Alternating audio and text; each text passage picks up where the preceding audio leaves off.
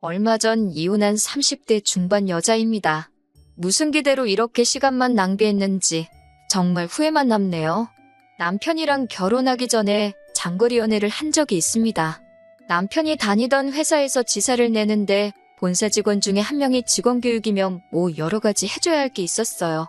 그런데 마침 그 회사가 남편 고향에서도 심지어 시부모님 댁에서도 10분 거리도 되지 않아서 남편은 원하지 않았지만 한동안 지방생활하면서 장거리 연애를 했어야 했던 적이 있습니다.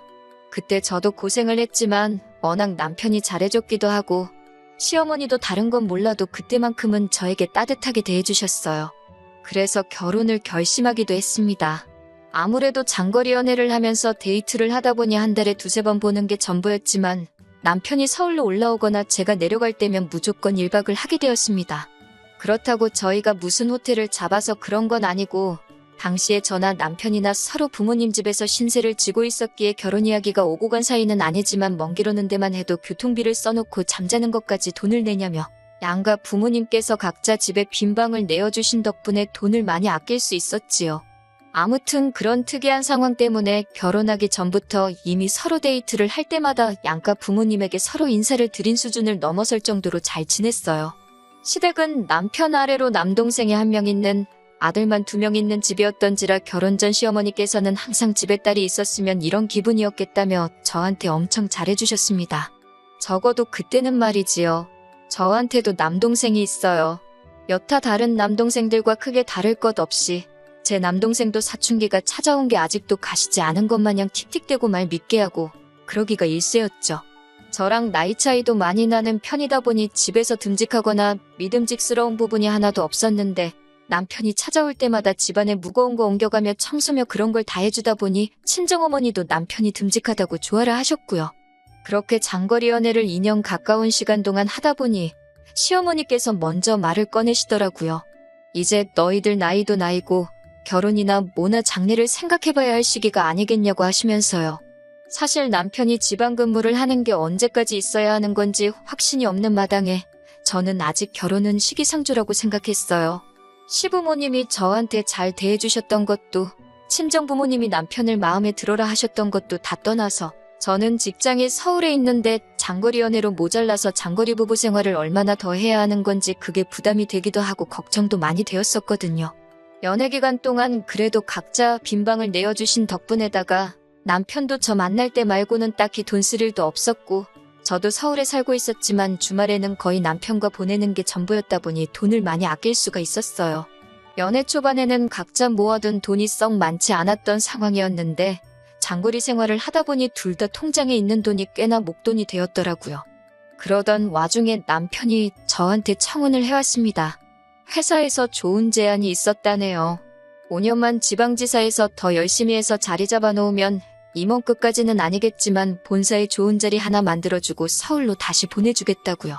남편을 지사에 잡아두려는 속셈인 게 뻔하긴 했지만 서울로 돌아가게 되면서 좋은 조건으로 연봉 협상을 할 수 있게 된 거나 마찬가지여서 남편 계산에는 제가 다니고 있던 직장을 그만두더라도 남편 혼자 외벌이로 충분히 가정을 꾸려나갈 수 있겠다는 확신이 섰나 봅니다. 제가 다니던 직장을 그만두고 결혼을 해야 하는 것도 많이 아쉽고 부모님 곁을 떠나서 5년을 타지에서 지내야 한다는 게 덜컥 겁이 나기는 했어요. 하지만 무엇보다 결혼을 망설이게 만들었던 건 결혼을 하게 된다면 신혼생활을 시댁에서 시부모님과 함께 해야 한다는 이유였습니다. 그게 아니라면 저도 직장을 그만두지 않고 당시 장거리 연애를 하듯이 결혼생활 또한 5년이라는 긴 시간 동안 주말 부부를 해야 할 판이었으니까요. 그래도 남편과 결혼을 결심하게 된 가장 결정적인 이유는 남편이 그동안 저희 부모님한테 친아들인 제 남동생보다 훨씬 더 잘했다는 겁니다. 어쩔 때 보면 자기 부모님한테 하는 것보다 더 잘한다는 느낌이 들 정도로 친정부모님께 정말 진심과 정성으로 다하는 모습에 제가 많이 감동하기도 했고 저희 부모님도 남편을 사윗감으로 엄청 마음에 들어 하셨거든요. 거기에 제가 남편을 보러 내려갔을 때도 시어머니께서도 그동안은 저를 딸이다 생각하겠다 말씀하셨고 실제로 저한테 잘해주셨던 점 때문에 서로가 서로에게 그리고 양가 부모님들께 정이 들어서 그런지 쉽게 헤어질 수가 없었어요. 그래서 2달이라는 긴 시간 동안 고민한 끝에 결혼을 하기로 결심을 했었네요. 매주마다 남자친구였던 남편의 본가에 왕래하면서 자연스럽게 시댁이 그렇게 여유가 있는 집안이 아니라는 건 미리 인지하고 있었지만 저는 크게 상관없었습니다. 제 친정돈 노후는 다 준비되셨지만 그렇다고 생활이 넉넉한 상황은 아니었어요. 거기에 남편과 제가 서로 모은 돈이 상당했고 결혼할 때 시댁에서 지원을 받지 않는 편이 비슷하게 형편 안 좋은 저희 부모님 손을 벌릴 필요가 없다고 생각했기 때문에 오히려 양가 상황이 비슷하다는 게 저에게는 부담이 적어서 더 좋은 게 아닌가 하는 생각이 들었습니다. 결혼 준비도 예단 예물 없이 간소하게 올리기로 했어요. 서로 부를 사람도 많이 없고 집안끼리 거리도 상당했었거든요. 다행히 시댁에서는 친정부모님이 멀리까지 오실 필요 있냐고 하시며 버스 대절해서 서울에서 결혼식을 일부러 올리는 사람들도 많지 않냐고 친정 쪽 편의를 많이 봐줬습니다. 결혼 준비도 차근차근 하나씩 별다른 의견 충돌 없이 진행이 되고 있었는데 남편과 의견 차이가 생기는 부분이 딱 하나 있었으니 그건 다른 게 아니고 신혼집에 관한 문제였습니다. 당시 유행처럼 돌던 말이 있었는데 서울 아파트 값은 오늘이 제일 싸다는 말이었어요. 그래서 저는 어차피 5년 뒤에 서울 본사로 복직을 할 텐데 모자란 돈은 대출을 받는다 하더라도 서울에 집을 구하고 싶었습니다.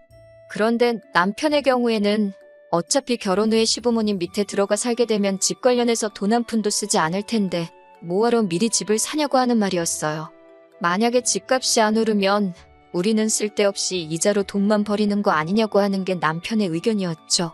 남편 말이 무조건 틀린 말도 아니고 제 의견이 무조건 맞는 의견도 아니었죠. 미래를 미리 알 수는 없으니까요. 그래도 저는 꼭 서울에 집을 구하고 싶었던 이유가 따로 있었습니다. 저희가 집값이 오를지 말지 미리 알지 못하듯 사람 일도 똑같이 어떻게 될지 알 수 없는 일인데 회사에선 남편에게 5년 뒤에 좋은 자리를 약속해줬지만 그게 무슨 계약서가 있는 것도 아니고 어떻게 될지는 정말 아무도 모르는 거잖아요. 그래서 저는 적어도 5년 뒤에 저희가 예상한 대로 잘 되지 않았을 때 적어도 서울에 집이 있으면 무슨 수를 써서라도 저희가 어떻게든 삶의 터전을 옮기려 노력하지 않을까 하는 마음이 더 컸습니다. 하지만 남편의 고집 또한 보통이 아니었어요. 기어이 남편은 제가 서울에 집을 정 구해야만 하겠다면 말리지 않겠다고 한 발자국 양보를 해주듯 이야기하더라고요. 하지만 남편이 내건 조건은 서울에 집을 사는 건 제가 모은 돈으로만 대출을 받아야 한다면 대출도 제 이름으로 받아야 하고 대출금 상환 또한 제가 벌어서 제 돈으로 갚아야 한다고 하는 겁니다. 그리고 남편은 여태까지 모은 돈을 포함해 앞으로 5년 동안 회사 생활하면서 돈 한 푼도 쓰지 않고 그대로 모아서 저희가 서울로 돌아가게 되면 그때 대출금을 자기가 모은 돈으로 한 번에 갚아버리면 되는 거 아니겠냐고 하더라고요. 대출을 더 받는 만큼 이자 부담도 커지겠지만 이걸로 더는 남편하고 신랑이 하고 싶지도 않았고 이 정도면 서로 반발자국 양보한 게 아닌가 싶어 알겠다 했습니다. 살짝 무리하는 감이 있기는 했지만 지방으로 내려가서도 제가 여태 하던 관련 직종에 취직을 할 수 있고 시집살이도 안 하게 되지 않겠나 싶어서 여러모로 저한테는 좋은 조건이었지요. 그래서 결혼 준비하면서 부동산도 백방으로 알아보다가 30년이나 된 복도식 구축 아파트이긴 했지만 정말 좋은 가격에 대출도 없이 아파트를 하나 구하게 되었습니다. 5년 뒤에 둘이 서울로 올라와서 살 집으로 삼기에는 조금 좁지는 않은가 하는 느낌이 들었지만 정말 좋은 가격에 사기도 했고 이 정도 돈이면 집값이 떨어져도 얼마나 떨어지겠나 싶었어요. 구축이다 보니 재개발 호재도 있었고 말이죠. 그런데 집을 계약하는 과정에 있어서 남편이 공동명의를 요구해왔습니다. 공동명의하는 게 뭐가 어렵겠나 싶었는데 생각해보니 이 집에 남편 돈 들어간 거 한 푼도 없으니 지금 당장 집값이 반을 내놓으면 공동명의를 해주겠다 했어요. 어차피 5년 뒤에 주나 지금 주나 똑같은데 그러기는 또 싫었나 봅니다. 남편은 끝까지 고집을 부리면서 어차피 5년 뒤면 집값은 폭락할 테니 그때 돼서 집값이 반을 주고 공동명의로 돌리겠다고 하더라고요. 공동명의는 집값이 반을 받기만 하면 해줄 수 있는 거고 그 집이야 미래에 어차피 우리가 살 집이니 당신 알아서 하라고 하고 말았습니다. 그리고 그게 어떻게 보면 저한테도 신의 한 수나 마찬가지였던 것 같아요. 무리 없이 결혼식을 올리고 저도 다니던 직장을 관두고 지방으로 내려와 새 직장을 잡았습니다. 어쨌든 제 분야에서 경력을 계속 쌓아서 다시 서울로 돌아왔을 때 무리 없이 복직을 할 수 있도록 일을 하기로 결정했어요. 월급은 당연히 서울에서 다니던 회사에 비교할 정도가 아니었어요. 그래도 계속해서 일을 할 수 있다는 사실에 감사했습니다. 그런데 결혼 전에는 저를 딸처럼 생각하겠다 하던 시어머니가 점점 변하기 시작했어요. 며느리가 들어왔는데 왜 내가 아직도 살림을 해야 하느냐고 하더라고요. 아무리 딸 같은 며느리, 엄마 같은 시어머니라고 외쳐도 어머님과 저는 절대로 섞일 수 없는 물과 기름 같은 존재라는 생각이 들었습니다. 어머님은 제가 결혼하고 오면 새 직장을 갖지 않을 거라고 생각하셨다네요. 제가 뭐가 아쉬워서 잘 다니던 회사까지 때려치고 와서 시부모님 모시는 전업주부 생활을 하겠어요? 그렇게 말을 하지는 않았지만 저도 다 계획이 있어서 회사에 다니고 있는 거라고만 설명드렸습니다.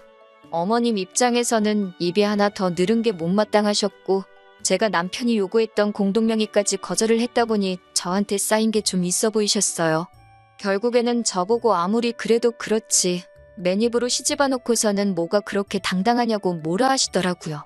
그게 무슨 말씀이냐 했더니 여자가 결혼할 때 혼수를 해오는 게 당연한 거 아니냐고 하시며 어머님 댁에 보일러도 오래되고 가전이며 가구도 다 쓸 만큼 쓴 오래된 것들인데 그런 걸 제가 다 바꿔와야 한다고 하시는 거예요. 그건 제 혼수가 아니고 어머님 댁 혼수지 않냐고 혼수를 하게 되면 5년 뒤에 저희 집 가서 그때 해오겠다고 했습니다. 그 말을 하면서 저는 제 명의 집이 있으니 혼수는 안 해도 되는 거 아니냐고 말하고 싶었지만 괜히 그렇게 말했다간 어머님이 남편은 혼수만 하면 되지 않겠냐고 하실까봐 집이야기까지는 하지 않았어요. 더 있어봤자 언성만 높아지고 싸움으로 번질 수도 있겠다 싶어서 제가 자리를 피했습니다. 남편이 적당히 중간 역할을 잘 해주기를 바랬는데 남편은 그래도 우리가 엄마 집에서 살면서 돈을 얼마나 아끼고 있는지 알기나 하냐면서 저보고 알아서 시어머니 기분 좀 맞춰달라 하더라고요. 정말 실망스러운 대답이었습니다.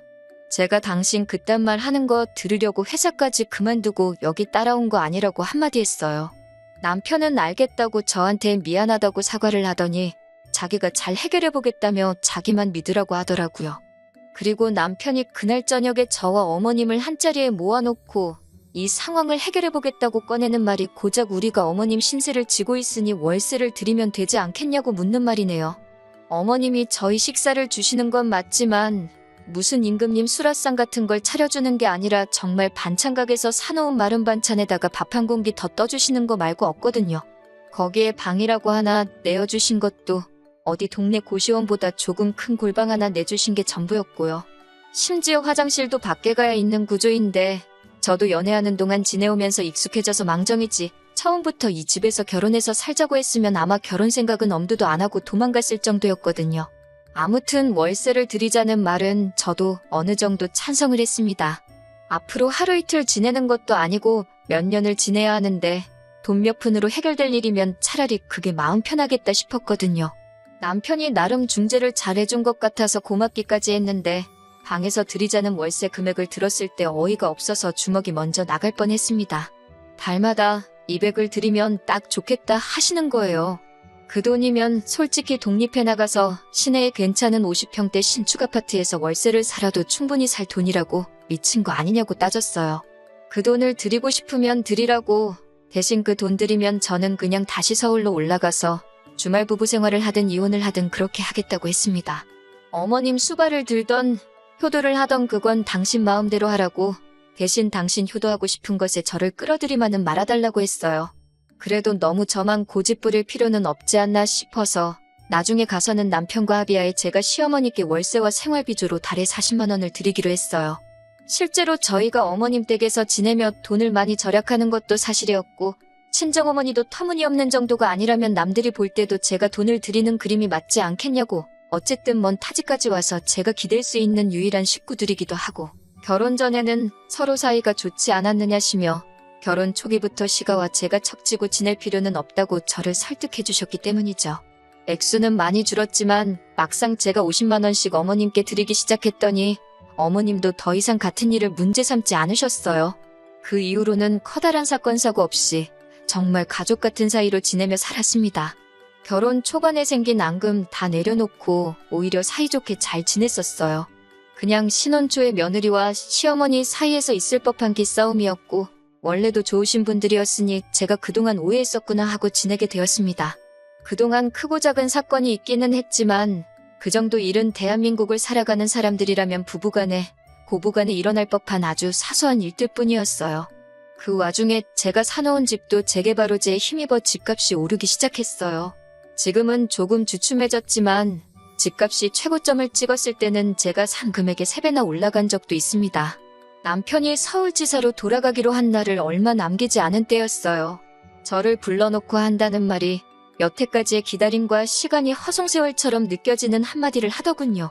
5년이나 지사에서 지내다 보니 서울 본사로 돌아가는 게 엄두가 안 난다며 걱정이라는 거예요. 지금은 지사에서도 거의 최고참 대우를 받으며 자기를 믿고 따르는 직원이 몇 명인데 자기가 본사로 아무리 승진을 해서 돌아가봐야 본사에 인맥 하나 없는데 어떻게 거기서 살아남겠냐고 자신이 없다고 말이죠. 이런 이야기를 왜 꺼내나 했는데 이어서 꺼낸 말에 어이가 없어서 말조차 나오지 않더군요. 남편은 저한테 서울에 사놓은 집값이 많이 오르지 않았느냐 하면서 그 집을 정리하고 시부모님 댁까지 같이 정리해서 2집을 판 돈을 가지고 여기에 집 짓고 아예 뿌리를 내리자는 겁니다. 서울로 돌아가지 않겠다고 하는 말도 어이가 없어서 말이 이어지지가 않았는데 거기다 대고 남편은 서울집까지 정리해서 시부모님을 모시고 살자고 하니 이 사람이 지금 제정신으로 하는 소린가 싶더라고요. 저는 당연히 그렇게는 못하겠다 했습니다. 애초에 서울로 다시 가는 걸 조건으로 결혼한 거 아니었냐. 이제 와서 이러는 건 사기 결혼이나 마찬가지다 하면서 저도 있는 대로 성질을 부렸죠. 그랬더니 남편이 나이 드신 어머니도 걱정이 되고 여태 여기서 지내면서 어머니가 우리 뒷바라지 해주셨으니 저도 사람이라면 그 은혜를 갚아야 하는 게 며느리 도리 아니겠냐는 말도 안 되는 억지를 부리기 시작하는 겁니다. 며느리 도리는 없는 형편에 달마다 40만 원씩 드리지 않았느냐. 솔직히 안 드려도 되는 돈이고 이깟 골방 하나로 달에 그 정도 받아가셨으면 어머님이 훨씬 이득을 본 거나 마찬가지다 했어요. 그래도 남편은 말도 안 되는 계산법을 들이대면서 그렇지 않다고 하면서 무조건 이제는 저희가 갚을 차례라고 어깃장을 부리더군요.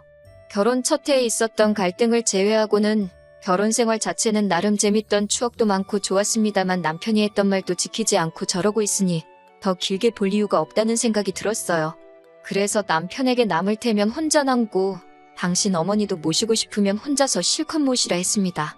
전에는 제가 이렇게 말하면 남편이 기겁을 하면서 숙이고 들어왔는데 이번에는 제 생각이 그렇다면 그래야지 하면서 수긍을 하더군요. 그러면서 제가 서울에 사놓은 아파트 이야기를 하면서 재산 분할을 청구한다고 하는 겁니다. 남편은 익숙해진 지방지사에 그대로 머물면서 차라리 저와 이혼을 하고 제 집을 재산 분할받은 돈으로 시부모님 노후를 책임지겠다는 뜻이었죠. 계획 자체는 그럴싸해 보였지만 알아보려면 똑바로 알아봤어야지 항상 마무리가 부족했던 남편의 단점이 여기서 빛을 발하더군요. 남편은 계획대로 이혼 소송을 진행했습니다. 하지만 법원은 남편의 계획과는 다르게 저의 편을 들어줬어요. 어떻게 보면 당연한 일입니다. 제 명의로 가지고 있던 제 집은 남편하고 결혼하기 전에 이미 잔금까지 치르고 끝나버린 저희 집이었으니까요. 제가 그 재산을 형성하는 데 있어 남편이 기여한 바가 하나도 없기 때문에 남편은 그 집에 대한 어떠한 청구권도 가질 수 없었어요. 하지만 저는 달랐습니다. 저는 제가 남편을 따라 타지까지 내려가면서 시어머니 집에 얹혀 살며 남편과 맞벌이 생활을 하며 다달이 어머님께 월세를 주고 있던 사실을 인정받을 수 있었어요. 말인즉슨 남편이 여태껏 회사 생활하면서 모아왔던 월급에 대해 어머님께 월세를 드리고 있던 사실의 근거에 공동의 재산 증식을 위해 제가 기여한 부분이 있다는 걸 인정받게 되면서 남편이 모은 돈에 대한 재산 분할 청구권을 가질 수 있었다는 겁니다. 남편이 이혼을 구실 삼아 제 집을 재산 분할받으려 했는데 오히려 제가 역으로 여태까지 남편이 모은 돈의 45%를 분할받을 수 있게 되었던 거예요. 이혼 소송이 끝나고 나서야 남편은 제게 잘못했다고 애초에 우리가 하기로 했던 대로 서울로 돌아가자, 가서 우리 집에서 새롭게 다시 시작하자 이런 말도 안 되는 소리를 하면서 제 마음을 돌려보려고 하더군요. 미안하지만 이미 기차는 떠난 뒤였어요. 시어머니도 저를 딸처럼 생각한다고 하시던 초심 잊지 않으시고 저한테 얼마 안 되는 푼돈 뜯어내려고 하시기보다 정말 저희가 돈을 모아서 잘 되기만을 바라셨었다면 적어도 당신 아들이 여태 모아놓은 돈까지 뜯길 구실을 만들지 않을 수도 있었겠죠. 욕심을 나쁘게 부린 인과응보라고 생각합니다. 비록 저도 이혼녀 딱지가 붙게 되었지만 적어도 저는 몇 배나 오르고 재개발을 기다리는 집 하나 건지고 남편이 번 돈으로 보상까지 받았으니 지옥 문턱에서 겨우 빠져나와 전화위복이 되었다고 생각하려고 합니다. 그리고 남편과 시어머니는 두 번을 없을 복을 놓친 걸 평생 후회하면서 살았으면 좋겠네요.